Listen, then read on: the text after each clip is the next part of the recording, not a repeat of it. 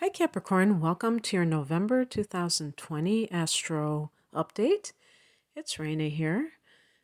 So in November, the big news is that we have Mercury and Mars, which are personal planets, going direct, and we have a lunar eclipse in Gemini.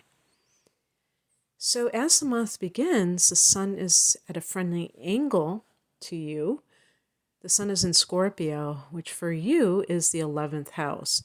The 11th house is a very social area. It's the house of friendships, group associations, and it's considered the luckiest house by ancient astrologers. So when I first heard this, I thought the ninth house was the luckiest house because Jupiter rules that house, and I assumed that Jupiter brings luck and, yada yada, but I don't know. The 11th house is called that, at least by the astrologers from back in the day, long ago.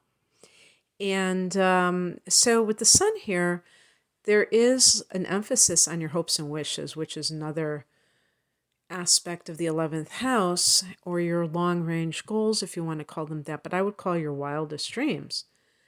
And the sun is our aspirational self, so that can make us have these kinds of goals, be ambitious to achieve certain goals at some point that have a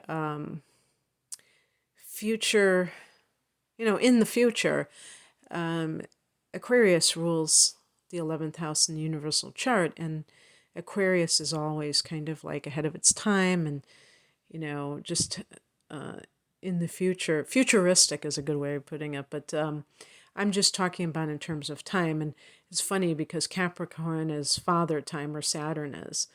And so it's kind of like the clash between the old and the newfangled when you're talking about the 11th house. The 11th house is technology as well.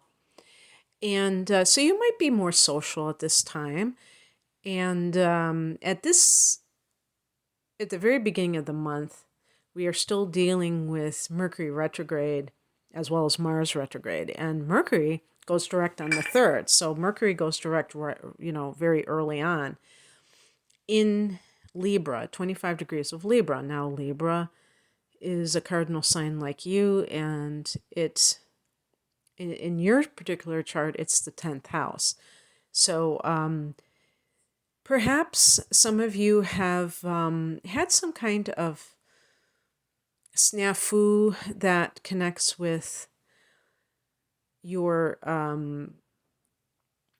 superiors, your, what would we call them? I guess you'd call them your boss or something like that, authority figures in general. The 10th house can be your career. So Mercury retrograde can sometimes be rethinking your career.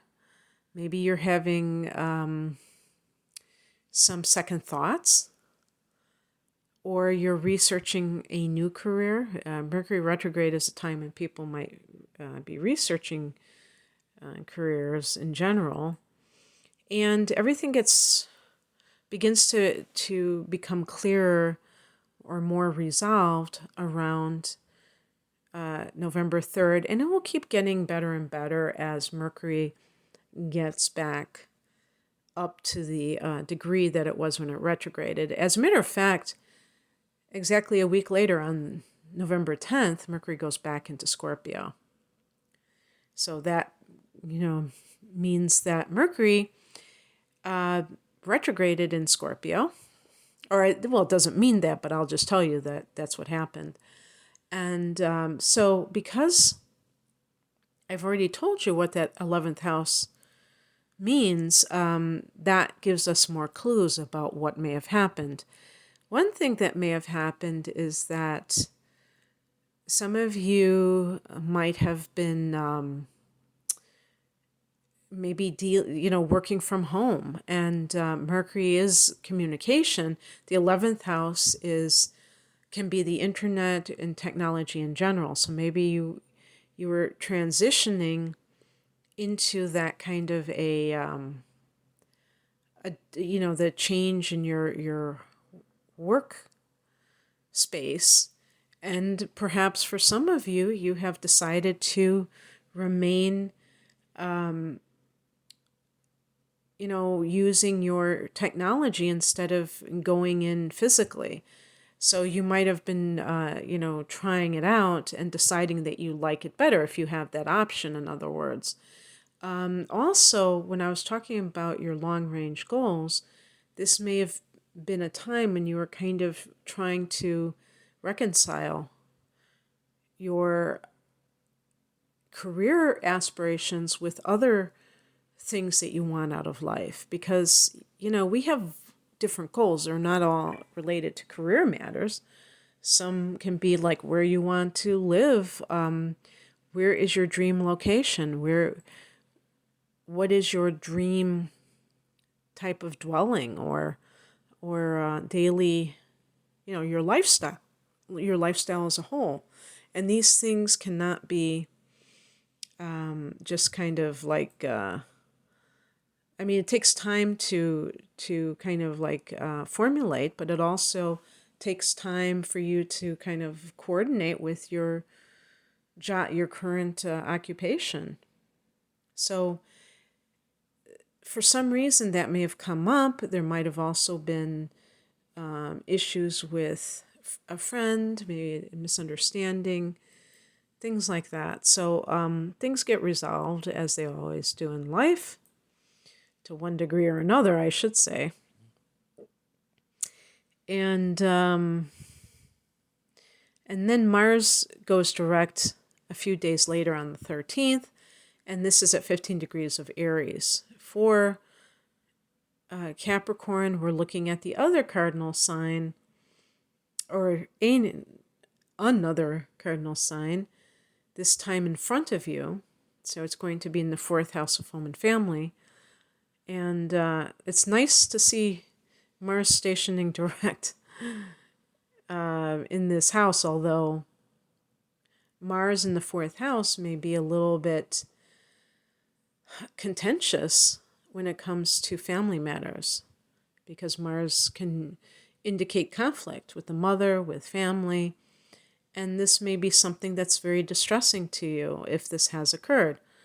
But it could be something that's completely apart from that has to do with remodeling a house. The 4th house can be real estate. And in that particular instance, you may have felt like you had to stall, kind of like put on pause a particular project, and that caused you a lot of frustration when Mars was retrograde. Since when was it? May? And now it's like full steam ahead, so that might be actually a good thing. For others, if you know this ahead of time and you know that you have been kind of sitting on your hands or biting your tongue about something and you feel a lot of frustration about family matters, that you don't have to take the,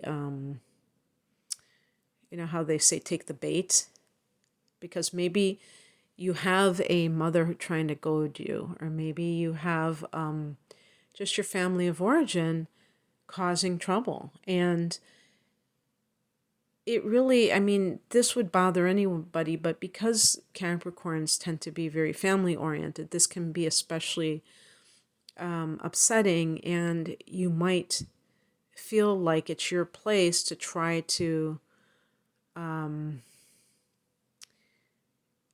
general, you might feel like you have to restore, keep harmony, but then even you might have been so aggravated that you finally got angry. And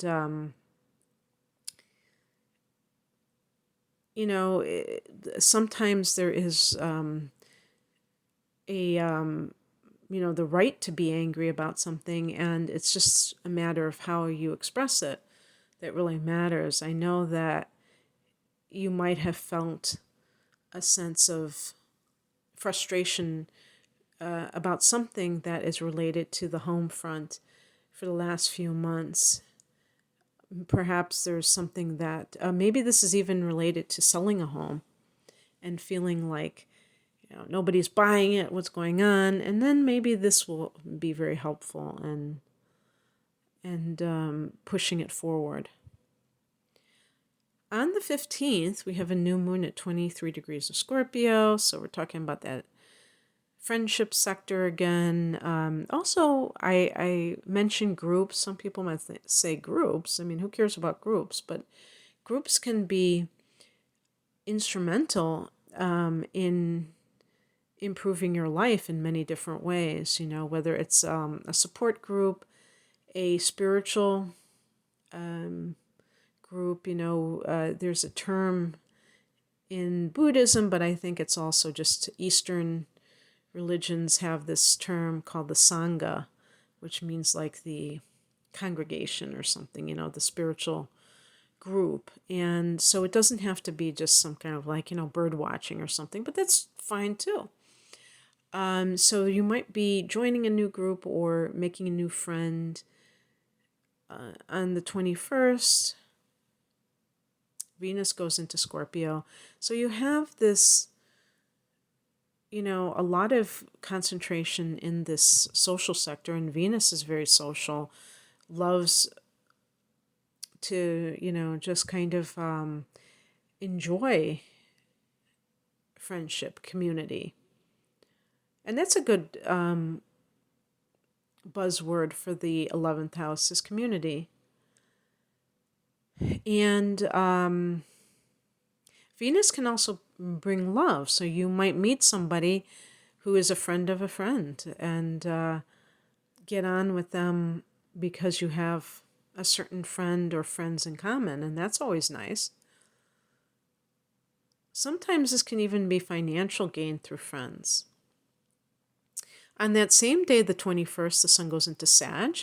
So this is that 12th house. This is your hibernation period as you wait for your solar return. And boy, oh boy, oh boy, Capricorn, are you going to have one heck of a solar return, or as we can call it too, the winter solstice. And I am going to call it that because I live in the southern, northern. I live in the northern hemisphere. That must have been a Freudian slip of being like, oh, I wish I wasn't going to be so cold on December 21st. But yeah, so that's going to be a very special time. I'm going to be doing a special series of readings about that situation. I don't know if, I'll do just like, that's when Jupiter and Saturn will be, your ruler Saturn will be aligned, be in conjunction with one another at 0 degrees of Aquarius. And it's at the time of the winter solstice, or the solstice. So when the sun is in the 12th house, there's an emphasis on being a hermit and kind of maybe being into yourself. Now, like I said, you have Venus entering a social sector, that, the 11th house on the same day. So it might be that you are, just kind of like being more reflective, and if you are socializing, you're balancing it with alone time. Even physically, sometimes people feel that they're not themselves, that they feel a lot more lethargic, or, just, and I really think that sometimes it's a good thing, because it makes us rest and just kind of like kick back. I think of the Four of Swords about restoration and things like that. And then on the 28th, Neptune turns direct at 22 degrees of Pisces. You have so much cooperative energy here where you're with the signs that are mentioned in these transits are,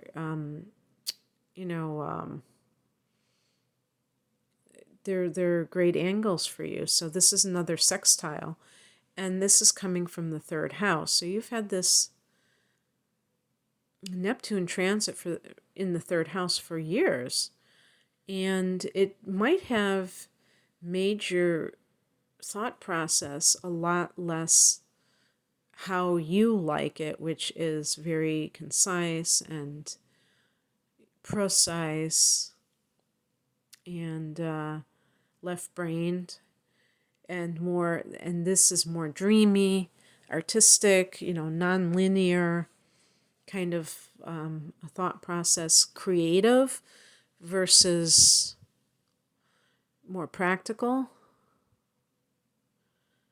and things like that. And it also may have infused some spiritual or intuitive qualities into your mind. I think Neptune has been here since 2011, and that may even influence the kind of books you like to read and the things you like to study. And perhaps maybe that is what Mercury retrograde has been for you. Like, you are becoming more interested in those things, Capricorn, and less interested in the more dry types of career paths and goals. So when Neptune went retrograde in this house, you might have felt this reality check about some of these new ideas, and like, oh, maybe they're just like fake. If you've been getting more into the spiritual things, maybe you thought, oh, that's just a bunch of gibberish or something. And now this will make you much more idealistic about these kinds of things in life. Because sometimes earth signs can overanalyze things that cannot be grasped by the five senses. And sometimes earth signs can even be dismissive of things that are not easily quantified. And it takes a leap of faith. It takes sometimes personal experiences to change a person's mind in this sense. But keeping an open mind, I think, is never a bad idea.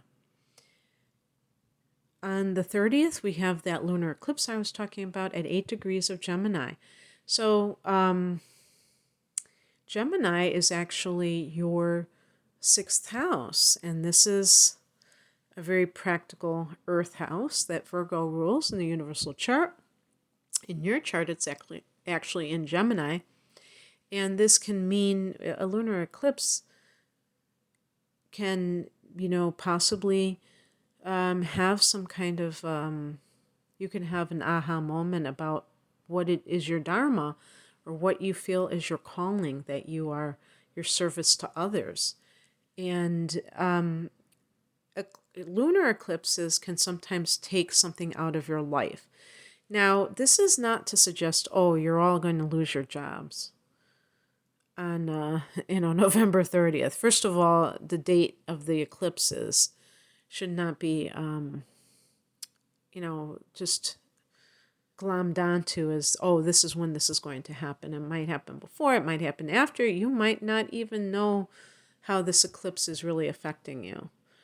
Everything is relative. Everything has its own layers of possibility. So what I would say is that if you are afraid of losing your job, I would imagine that this is something that has already come up for you, Capricorn, and it's not something out of the blue. And,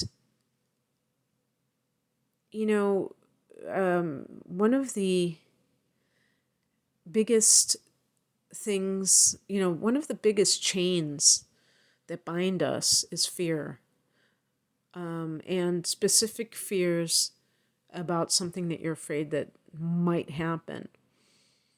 The more you can flow with life, the more freedom you have. The more you cling to the known, the more you're at the mercy of everything, staying put, which is unrealistic. That's not how life works. Obviously, too much change can lead to chaos and instability, but these eclipses are change agents for a reason. They're here to shake things up and in order to get us to expand. Now, I will tell you, as somebody who reads charts for other people for a living, that when I have read my own chart and talking about eclipses, that I have sometimes been left scratching my head and saying, okay, now how is this affecting me? So understand that we don't want to be fanatical about anything, just like you don't want to be fanatical about religion or any other belief system. This is a belief system. And the more we can be open-ended about it and philosophical and maybe look at it as symbolic and not just take everything literally, I think that we can, look at these transits that are occurring for you in November, Capricorn, and say, okay, this is the outline. Now I get to color in, what's going to happen. But I'm not going to just assume that everything is happening like this. But what if you did? What if you did? What if the universe assisted you in taking away a job that you're unhappy with? Wouldn't that be a blessing? I'm sure some people would say, oh, but I really want to be at this job. I don't think that it really works out that way, that people that lose their job usually, were just head over heels for it beforehand. I mean, I'm sure it happens sometimes. But I think that things really are working out for us. There's a saying, this is not happening to me, this is happening for me. And that, totally flips the script from feeling like a victim to feeling like you're always aligned with your highest good. So the other thing that this can be is like a complete shakeup in your daily routine. So maybe you've been working at home for the last 7 months and you get that call. Okay, starting on Monday, you're coming in 9 to 5. And if you're the typical Capricorn, you're going to be saying yes, because, you probably like to be in that hum of life. You probably like that. You probably feel comforted by a rhythm. And you probably don't want open-ended days. You probably like having regimented schedules. Unless you have, maybe Mars and Aquarius, which you could have very easily. And maybe you like that kind of erratic, unpredictable type of a life. But yeah, so just see what comes up around that time. And anyway, I hope that you enjoyed this. If you would like a private reading, the link is below. Thanks for listening. Take care. Bye.